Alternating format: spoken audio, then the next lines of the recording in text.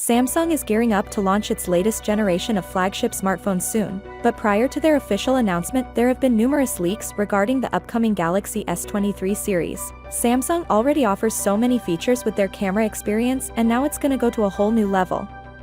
The Galaxy S23 Ultra will also be one of the first phones to have Wi-Fi 7 support. You see right now the Wi-Fi standard that we use is Wi-Fi 6E, and while is amazing, but the Wi-Fi 7 takes things to a whole new level. First, it offers 2.4 times faster speeds than Wi-Fi 6 with the same number of antennas. It also offers the world's lowest latency, which will be great for gaming.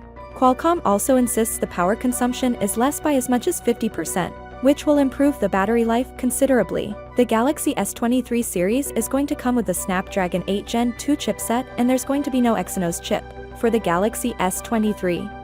This may be the first time that a 200-megapixel sensor ends up on Samsung's high-end flagship, the Galaxy S23 Ultra. This shows that Samsung has confidence in the new sensor's abilities, and we can't wait to see what the final product will be capable of. Yet more Samsung Galaxy S23 details have leaked, and the latest nuggets of information may be good news for potential Galaxy S23 Ultra owners who don't like Samsung's use of curved display and who like having maximum control over their photography. Ice Universe shows us the newer blockier top-down profile of the Galaxy S23 Ultra and of the existing Galaxy S22 Ultra. He also includes a handy diagram showing how the two phones will apparently compare. As a large phone, Galaxy S23 Ultra benefits from having RAM inside that help users hold it comfortably and access all areas of the display. A more squared-off body could be cause for concern if it makes the phone less ergonomic.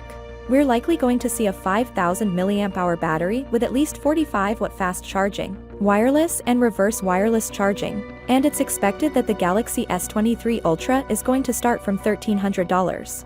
We'll be seeing the Galaxy S23 series sooner than usual, and some sources are advising of a January launch, with the phone to be released in February.